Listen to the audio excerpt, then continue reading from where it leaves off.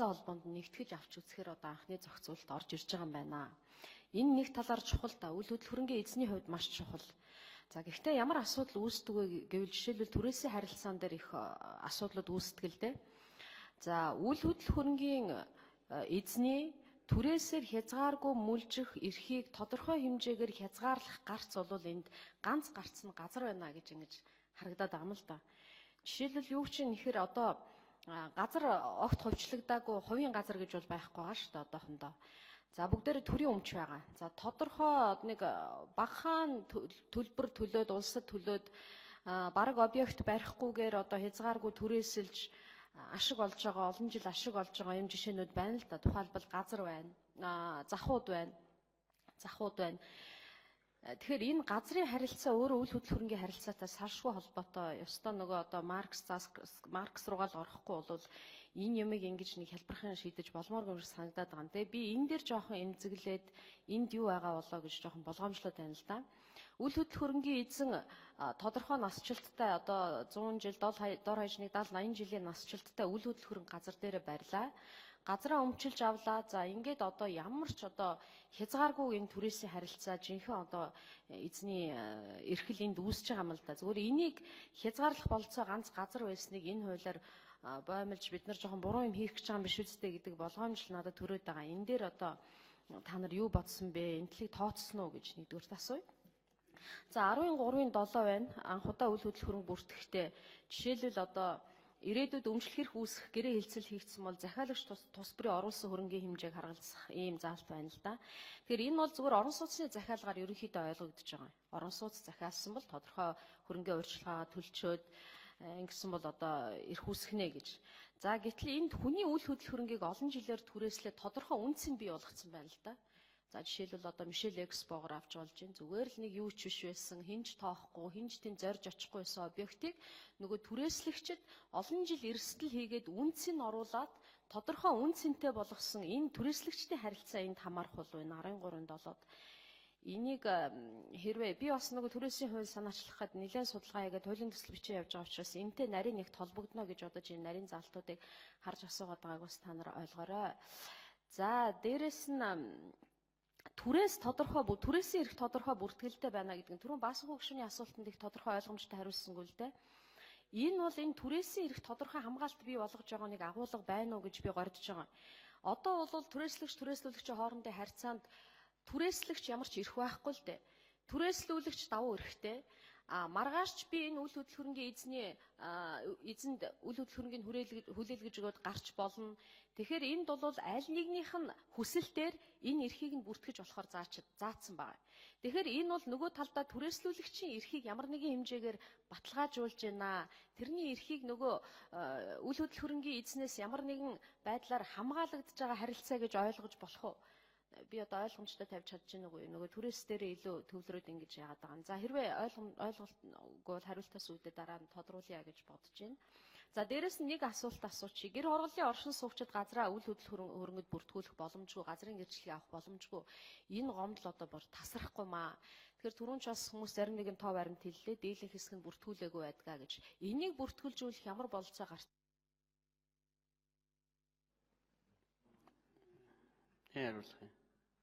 Баярцаг хариулж эхлэе. За уян гишүүний асуултанд хариулъя. Түрээстэй холбоотой харилцаа энэ хуулиар хэрхэн яаж зохицуулагдсан бэ гэд.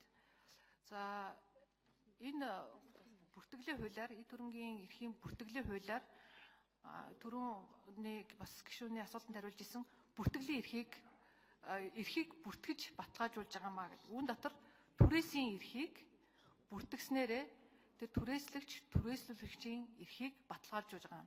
Амьдрал дээр ямар тохиолдол гардаг вэхээр тухайн түрээслүүлж байгаа эд хөрөнгийг давхар барьцаалах, давхар түрээслэх ийм зөрчил гарч түрээслүүлэгчийн эрхийг зөрчигдөх тохиолдол гардаг учраас энэ бүртгэлийг хийснээрээ ялангуяа захин мэдээллийн санд нэгдсэн мэдээлэл оруулснараа энэ одоо зөрчлийг суурьчин сэргийлэх, арилгах ийм болцоог бүрдүүлж байгаа.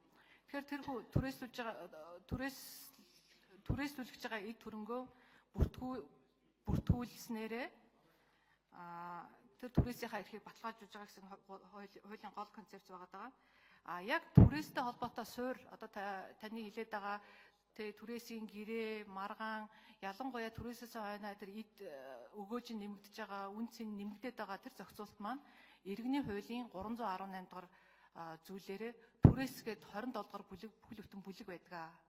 Энэ бол иргэний хуулийн нэлээд том бүлэг байдаг. Энэ бүлгээрээ зохицуулагддаг юм аа. Түрээсийн гэрээнд заавалч юу тусгагдах вэ? Энтэй холбоотой маргаан гарвал яаж зохицуулах вэ гэдэг юм зохицуулт нь байдаг. Манай энэ хуулиараа бол яаж бүртгэх вэ гэдгээр оруулсан. Түрээсийн гэрээний бүртгэлд бид нар ямар мэдээлэл оруулах вэ? Ингэж оруулснараа энэ бүртгэлийн энэ түрээсийн гэрээнд баталгаажнаа л гэсэн бүртгэлийн зохицуулт нь орсон байгаа. За гэр хорооллын иргэдийн үйл хөрөнгийн бүртгэлийн хувьд бол тухайн иргэн энэ хуулиар тухайн иргэн байгаа эд хөрөнгөө эдийн засгийн эргэлтэнд оруулъя гэвэл өмчлөх хэрэгээ баталгаажуулъя гэвэл манай бүртгэлийн байгууллагад хандаж энэ бүртгэлийн хуулиараа бүртгүүлэх юм аа. Өөрөөр хэлбэл одоо банкнаас зээл авах эсвэл одоо тэр барьцаанд тавих түрээслэх гэх мэтлэн ийм эдийн засгийн харилцаанд орё гэвэл энэ бүртгэлээр энэ хуулийн дагуу бүртгүүлээд энэ бүртгүүлсэн эрхэнд баталгаа болоод ингэж явна л гэсэн юм хуулийн концепц байгаа. Тэгэхээр гэр хороолд байгаа иргэд хэрвээ тийм эдийн засгийн хэрэгцээ шаардлага үүсээгүй нөхцөлд заавал бүртгэхийг болоод бид нар алдахгүй энэ хуулиар. Тодруулъя.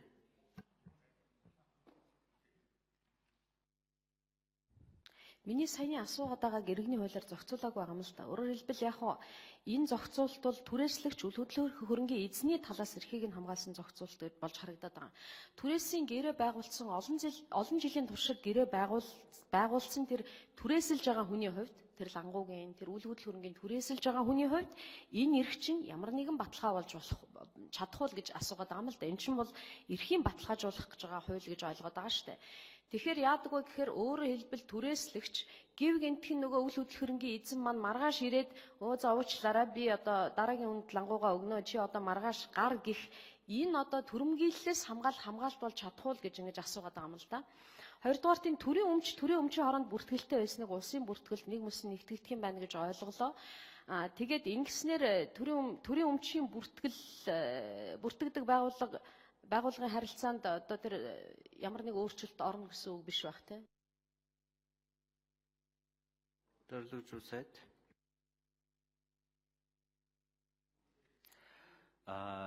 Энэ хуулийн төслийн хуулийн зорилт гэдэг хэсгийг одоо харахаар ойлгож байгаа юм л да. Энэ бол түрээслүүлэгчийн эрх үүрэг, тэрний хохирол, тэрнээс гарч болзошгүй эрсдэл тэрийг зохицуулахаар чиглэсэн хууль биш.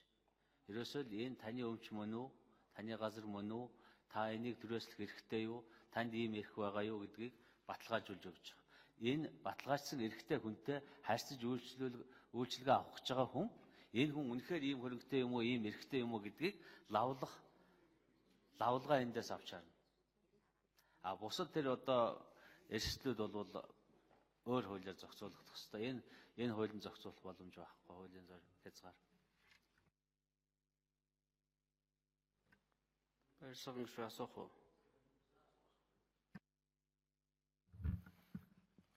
За, гишүүдийн өдрийн амгалан айлтгая.